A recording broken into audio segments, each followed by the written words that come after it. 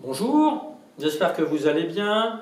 Aujourd'hui, nous allons travailler une séquence de 5e concernant le calcul numérique et le calcul littéral. On va utiliser des notions qui ont déjà été vues dans le passé, comme les 4 opérations, addition, soustraction, multiplication et division. Au niveau des nouveautés, plusieurs informations bien entendu, avec des connaissances et compétences à acquérir. L'enchaînement d'opérations, à l'aide d'expressions avec des parenthèses, effectuer un enchaînement d'opérations, que ce soit mentalement, à la main, à l'aide d'une calculatrice, en respectant les priorités opératoires, découvrir certains types d'écriture particuliers, utiliser la distributivité pour réduire une expression, produire une expression littérale pour élaborer, pour créer une formule ou traduire un programme de calcul, utiliser une lettre pour traduire ou démontrer une propriété, et remplacer une valeur numérique à une lettre dans différentes situations, dont la vérification d'une égalité pour une valeur donnée. Commençons tout de suite avec l'enchaînement d'opérations, et on va commencer avec déjà une expression sans parenthèse. Première propriété admise, donc qui ne sera pas démontrée, pour calculer une expression sans parenthèse, avec, premier cas, uniquement des additions et des soustractions, ou bien uniquement, donc seulement, des multiplications et des divisions. Alors, on effectue les calculs de gauche à droite. On peut dire aussi que c'est dans le sens de la lecture. Propriété importante, un trait rouge dans la marge pour signifier que ça doit être su par cœur. Passons maintenant à quelques exemples. Première expression, 25 moins 5 plus 10. Je prends le temps, comme d'habitude, d'observer. Et je vais faire un lien avec ce qui vient d'être vu. Je suis dans le cas où il y a uniquement des additions et des soustractions. Addition, soustraction. Donc je vais effectuer les calculs de gauche à droite. Le premier, c'est 25 moins 5. Donc ça fait 20. Bien sûr, je n'oublie pas de rajouter le plus 10. Sinon, ça ne serait plus égal. Puis je calcule, ça fait 30. Autre exemple. On n'a bien que des additions ou des soustractions. Ben là aussi, on va prendre le temps de faire de gauche à droite. Donc, d'abord le 7 moins 3, puis le 4 plus 10, et ensuite 14 moins 12. Alors, avec l'habitude, il y a des choses qu'on fera mentalement, et vous apprendrez à passer directement de l'expression initiale au résultat final. Mais n'allons pas trop vite, comme toujours. Au début, il faut consolider doucement l'information dans le cerveau. Troisième exemple, cette fois-ci, j'observe nouveauté qu'il n'y a que des multiplications ou divisions. Donc d'après la propriété précédente, je vais le faire encore de gauche à droite. Donc en premier, 12 moins 3, 12 divisé par 3, pardon, ce qui fait 4 fois 2,1. Et ensuite, le calcul nous permet d'obtenir comme résultat 8,4. Et enfin, avec encore plus d'opérations, 2 multiplications et une division, ça correspond bien avec le cours précédent. Donc je respecte de gauche à droite. Je commence par 10 fois 4, ça fait 40. Ensuite, toujours de gauche à droite, 40 divisé par 2. Et enfin, j'obtiens le résultat final, qui est 100. Nouvelle propriété admise. Toujours dans le cas où l'expression est sans parenthèse, c'était le premier paragraphe que l'on aborde. Mais cette fois-ci, il va y avoir différentes opérations. Ce ne sera pas que addition et soustraction, ou bien que multiplication et division. Et bien à ce moment-là, on va faire les calculs dans un ordre précis. En priorité, ce sera d'abord les multiplications et divisions. On dira que ces deux opérations sont prioritaires. Peu importe que ce soit division ou multiplication, multiplication, division, les deux ont le même niveau de priorité. Et après, vous l'avez compris, les deux autres opérations, addition et soustraction, qui ont aussi un même niveau de priorité. Donc, s'il y a une chose à bien garder en tête, multiplication et division sont prioritaires. J'insiste bien, quand il n'y a pas de parenthèse. On verra quand il y a des parenthèses, ça va changer. Exemple, si on doit calculer 3 plus 5 fois 2, je prends le temps d'observer, je fais le lien avec la propriété précédente, la multiplication est prioritaire. Alors même s'il y a le 3 qui est au début, pour ne pas l'oublier et pour ne pas avoir des problèmes de signes, je commence par recopier ce qui ne change pas. J'ai d'abord mon 3 qui ne change pas. Ensuite, priorité de la multiplication. 5 fois 2, 10. Après, je sais faire. Autre exemple. Une soustraction, une division. La division est prioritaire. Ça, je ne vais pas l'utiliser tout de suite. Je vais le recopier. Ça va faire 20 moins. Et 8 divisé par 2, ça fait 4. Puis je calcule. Dernier exemple, tiens, là, j'ai mis les 4 opérations. Donc, encore une fois, multiplication et division sont prioritaires. Là, c'est une soustraction, donc je ne vais pas commencer par elle. Là, on a division et multiplication. Or, on sait que division et multiplication, c'est le même niveau de priorité. Donc, là, je fais un peu comme si je cachais ça. Et je cache l'addition ici, qui ne nous intéresse pas. Et d'après la diapositive précédente, quand il n'y a que des divisions et des multiplications, rappelez-vous, on effectue de gauche à droite. Donc on va devoir effectuer dans ce sens-là. Le 32 et la soustraction, je vais les recopier, je n'y touche pas. Je fais cette division, puisque c'est de gauche à droite, 12 divisé par 6, ça fait 2. Je garde le x4, je garde le plus 3. Ensuite, j'ai la multiplication qui est au prioritaire, je ne touche pas le 32 moins, et je fais 2 x 4. 2 x 4, 8, et je garde le plus 3. Là, je me retrouve dans la situation où ce ne sont que des additions et soustractions. À nouveau, j'effectue de gauche à droite. 32 moins 8, ça fait 24 plus 3, et je finis avec 27. Ça peut paraître un peu long, mais encore une fois, c'est une nouveauté, il faut que le cerveau s'y habitue, et, comme souvent, après, avec les semaines et les mois, vous irez un peu plus vite. Nouvelle propriété admise, on n'a toujours pas de parenthèse, mais cette fois-ci, on n'a que des additions, donc uniquement des additions. Ou bien, uniquement des multiplications. Eh bien, on va avoir une particularité. Dans ces cas-là, on pourra effectuer les opérations dans l'ordre que l'on veut. Donc c'est très intéressant, ces deux propriétés. En fait, c'en est une ici, et la deuxième, elle est cachée avec les multiplications. Exemple, ici, on n'a que des additions, donc je peux effectuer dans l'ordre que je veux. Donc je peux effectuer de gauche à droite, mais je pourrais faire de droite à gauche, ou je peux les mélanger, peu importe l'ordre. Alors là, je vais réfléchir, et puis tiens, il y a quelque chose qui me casse un peu les pieds, il y a une virgule.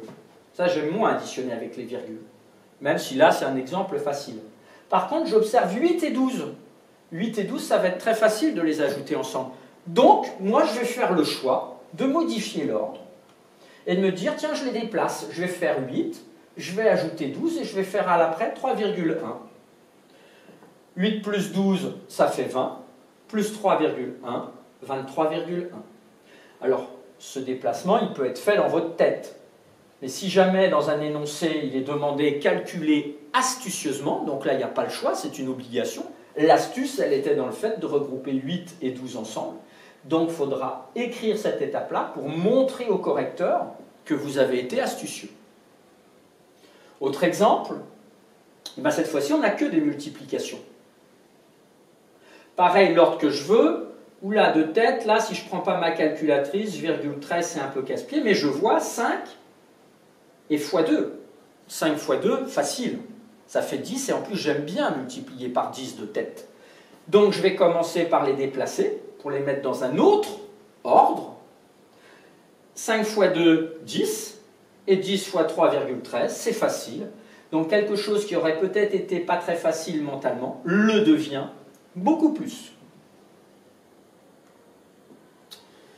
Après les expressions sans parenthèse, on va passer maintenant aux expressions avec parenthèse. Propriété pour calculer une expression avec parenthèse. Eh bien à ce moment-là, ça va être très simple. On effectue d'abord, donc en premier, je pourrais souligner le d'abord, les calculs dans les parenthèses. Et s'il y a des parenthèses dans les parenthèses, je commencerai par les parenthèses, sous-entendu, les plus intérieures, donc les plus à l'intérieur. On verra ça tout à l'heure dans un exemple. Donc, propriété importante à connaître. Toujours mon trait rouge dans la marge. Exemple. Voilà, on a bien une expression que l'on doit calculer. Il y a des parenthèses. Donc, cette fois-ci, j'effectue d'abord les parenthèses. Peu importe que ce soit multiplication, soustraction, on s'en fiche. La priorité, c'est les parenthèses. Donc, je ne touche pas aux 3 fois, et je vais faire 3 fois 5. 7 moins 2, ça fait bien 5. Après, je calcule tout simplement. Deuxième exemple. Alors là, il y a plusieurs parenthèses. Donc, ça veut dire que là, il y a 2 calculs qui ont la même priorité. Cette parenthèse a la même priorité que celle-ci. Donc, je vais calculer le 8 plus 2, et je vais calculer le 5 moins 3. 8 plus 2, ça fait 10. Je garde le divisé. 5 moins 3, ça fait 2. Et ça, maintenant, je le calcule. Ça fait 5. Un autre exemple. Alors, cette fois-ci, il y a des crochets. Alors, petit rappel par rapport à vos années passées. Des crochets, ça a la même signification que des parenthèses. J'aurais pu mettre des plus grandes parenthèses à la place des crochets. Ça joue le même rôle, donc, par contre, ça permet de voir plus rapidement quel crochet ou quelle parenthèse est avec quelle parenthèse. Ça veut dire que ces deux-là fonctionnent ensemble et que ces deux-là fonctionnent ensemble. Donc, comme j'ai plusieurs parenthèses et qu'il y en a qui sont plus à l'intérieur, on voit que ces parenthèses sont à l'intérieur des crochets, je vais commencer par les plus intérieurs. Donc, je vais commencer par le 2 plus 1. Donc, le reste, je vais le recopier sans y toucher. Le 100, il ne touche pas. Le moins, les crochets. Et je calcule 2 plus 1 qui fait 3. Éventuellement, à ce stade, j'aurais pu dire, tiens, je vais remplacer mes crochets par 2 autres parenthèses. Ce n'était pas un problème. Ensuite, priorité de ces crochets, puisque crochet et parenthèse, c'est la même chose. Donc, priorité de 20 fois 3, ça fait 100 moins 60. Et donc, ça nous fait 40. D'ailleurs, on pourrait même se dire, avec l'habitude, si on n'avait pas mis de crochet, ça n'aurait rien changé au niveau de la priorité. Remarque. On est toujours dans le calcul avec parenthèse. On va s'intéresser à une expression en écriture fractionnaire. Ça veut dire qu'il y a un trait de fraction. Eh bien, quand on a une écriture fractionnaire dans une expression, on va considérer qu'il y a des parenthèses, d'une part au numérateur et d'autre part au dénominateur. C'est une remarque importante. Là aussi, j'ai mis un trait rouge. Voyons des exemples. Voilà, on a bien une écriture fractionnaire, il y a un trait de fraction, et ici aussi. Eh bien, on considère, on a dit que c'est comme s'il y avait des parenthèses au numérateur et des parenthèses au dénominateur. On va commencer par le A.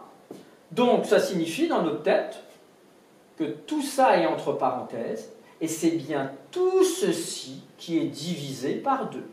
Donc, tout le numérateur qui est divisé par 2. Si on ne mettait pas des parenthèses, ça voudrait dire qu'il n'y a que 5 qui est divisé par 2. Là, c'est bien le tout. Donc, priorité de la parenthèse, ça fait 8 divisé par 2, ça fait 4. Là aussi, dans les semaines qui suivront dans votre scolarité ou dans les années futures, vous irez plus vite. Vous passerez de cette étape-là à celle-ci directement. Celle-ci, elle se fera dans votre cerveau. Et pareil, vous pourrez garder, au lieu de mettre un divisé avec 2 points, vous pourrez mettre un trait de fraction. Mais ça, vous verrez plus tard. Là, c'est pour comprendre et appliquer la nouveauté. Alors, il y en a qui auraient pu vouloir mettre aussi des parenthèses au dénominateur ici, puisqu'on l'a mis dans la remarque. Mais si on mettait des parenthèses autour de 2, elles n'ont aucune utilité, puisqu'il n'y a aucun calcul à faire au dénominateur. Donc on ne les met pas. Comme elles ne sont pas utiles, on ne les écrit pas. Passons au B. Cette fois-ci, c'est au numérateur où il n'y a qu'un nombre. Par contre, au dénominateur, il y a un calcul. Donc on va devoir, en faisant attention, appliquer la même règle, mais en mettant les parenthèses au bon endroit. C'est 16,4 qui est divisé par tout ça. Donc, c'est 16,4 divisé par, entre parenthèses, tout le dénominateur. Sinon, s'il n'y avait pas de parenthèse, ce serait uniquement 16,4 divisé par 3. Or, 16,4, il n'est pas divisé par 3, il est bien divisé par tout ça. J'insiste pour bien faire attention à cette particularité. Priorité des parenthèses, on sait faire. Donc ça fait 16,4 divisé par 2. Et de tête, c'est facile, j'ai choisi des valeurs simples, ça donne 8,2. Ensuite, petit 3, vocabulaire des 4 opérations. Vous en avez entendu parler, on va compléter par d'autres termes de vocabulaire. C'est important de le connaître pour les années futures. Première opération, une addition. Alors une addition, c'est une opération qui permet de calculer une somme. De même, on pourrait vous dire une somme, c'est relié à l'opération addition. À ce moment-là, on peut dire que la somme de deux nombres petit a et petit b, on en reparlera bientôt, c'est ce qu'on appelle des valeurs littérales, c'est mis en minuscule dans ces cas-là. Se note a plus b, puisque la somme, c'est une addition. À ce moment-là, au niveau du vocabulaire, on va dire que ce que l'on ajoute, donc ici et ici, ça s'appelle des termes. Dans l'ordre, comme on lit de gauche à droite, ça c'est bien le premier terme de cette somme, ça c'est le deuxième terme de cette somme. S'il y avait eu 3 termes, s'il y avait eu par exemple plus C, plus 8, ce C ou ce 8 aurait été le troisième terme. Après l'addition, on peut voir la soustraction. Pour la soustraction, c'est une opération qui permet de calculer une différence. Ou bien une différence est à relier directement avec l'opération soustraction. On va suivre un peu le même modèle. La différence de deux nombres A et B se note A moins B.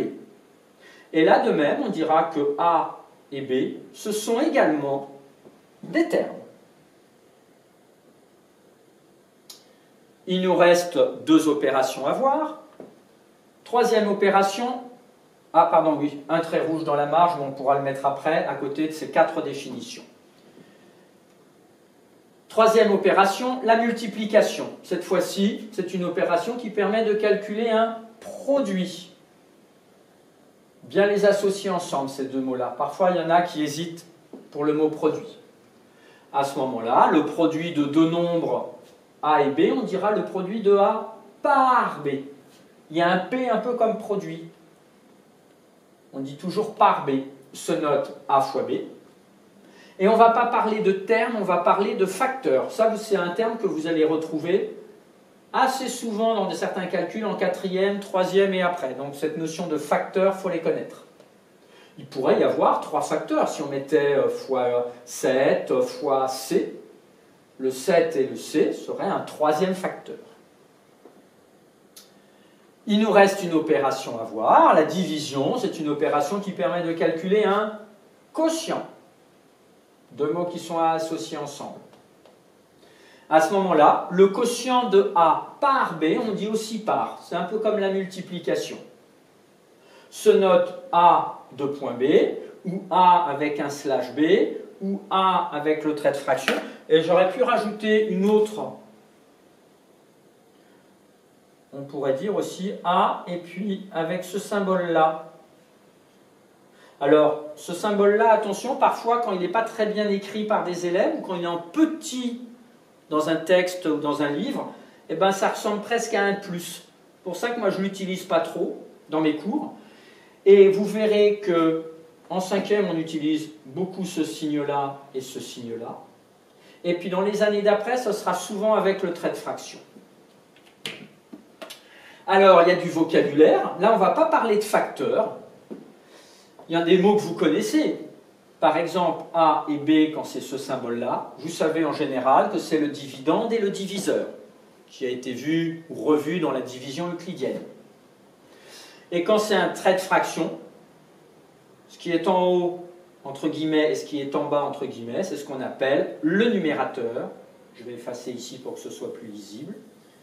Et le dénominateur. Attention à l'orthographe de ces deux mots. Prenez le temps de bien les observer. Donc voilà les 4 définitions et vocabulaires qu'il faut mémoriser. Voyons quelques exemples. Si on vous dit la somme de 3 et 5, attention, là je ne demande pas le résultat de la somme, hein. Si on chipote un petit peu, si on est un peu tatillon sur les mots. La somme de 3 et 5, dans ces cas-là, ça va être 3 plus 5, et on pourra dire, si c'était demandé, qui vaut 8. La différence entre 5 et 2 est, ou la différence de 5 et 2, mais on dit souvent entre, est 5 moins 2 et vaut 3. 4e exemple, le produit de 3 par 1,2 est 3 fois 1,2 et vaut 3,6. Il y a un petit décalage, hein, là c'est pas grave. Et puis il nous faut un 4e exemple au minimum. Le quotient de 7 par 2, c'est 7 divisé par 2 et vaut 3,5. Là, s'il y en a qui veulent se rajouter que ça pourrait être aussi 7 sur 2 et vaut 3,5, il n'y a pas de problème. Tiens, on peut le mettre ça comme ça. Donc voilà déjà 4 premiers exemples simples d'utilisation de ces définitions et du vocabulaire. Complétons ça. Maintenant, on va travailler, on nous donne l'expression et on va chercher le vocabulaire. Donc regardez, c'est un peu le contraire. Là, on donnait le vocabulaire et on le traduisait en mathématiques. Une expression mathématique. Maintenant, je donne l'expression et je vais dire ce que c'est en français. Eh bien, on dira c'est une différence. Alors, comment on fait? Parce qu'on hésite entre il y a une différence ici et un produit ici. Eh bien, en fait, il va suffire de repérer quelle est la dernière opération à effectuer. Et ce sera celle-ci qui va donner la réponse. Là, on a une soustraction et une multiplication. La priorité, c'est la multiplication. Donc, la dernière opération à réaliser, à effectuer, c'est la soustraction. Donc, ceci, globalement, représente une différence. Alors, vous verrez en classe dans des exercices, on pourrait dire, c'est la différence de 16 par le produit, enfin, la différence de 16 et de, le produit de 5 par 3. Et ça demande un autre rendement, vous le verrez en exercice. Ensuite, ceci. Donc ça ressemble beaucoup, mais cette fois-ci, il y a des parenthèses. La priorité, c'est les parenthèses. Donc, si on suit l'idée d'avant, la dernière opération à effectuer, ce serait la multiplication. Donc l'ensemble va s'appeler un produit. La dernière opération à effectuer est un produit. Autre exemple, le quotient de 7 par la différence entre 6 et 2. Donc on repart avec du vocabulaire, on va le traduire sur quelque chose qui ressemble à ça. Donc comme on nous dit que c'est un quotient, ça veut dire que la dernière opération va être un quotient. Donc regardez bien, 7 divisé par 6 moins 2. 6 moins 2, c'est la différence entre 6 et 2. Donc si on mettait un peu de couleur, la différence entre 6 et 2, elle est là. Et comme c'est le quotient, ça veut dire que c'est la dernière opération à effectuer, elle est ici. On a bien 6 moins 2 qui est prioritaire, et la division qui est à réaliser en dernier. Ensuite, un peu du même style, le produit de la somme de 2 et 3 par 4. On a un produit, donc ce sera la dernière opération à effectuer. De la somme de 2 et 3 par 4. Donc là, on a la somme de 2 et 3. Le produit par 4. Là aussi, ça demande un peu d'entraînement. Au début, ça peut paraître compliqué, mais ça viendra après. Ne vous inquiétez pas. Donc voilà pour cette première partie. C'est exprès que je scinde la séquence en deux parce qu'elle est un peu longue au niveau du film. Donc, il nous reste à voir le calcul littéral qui sera dans une autre vidéo.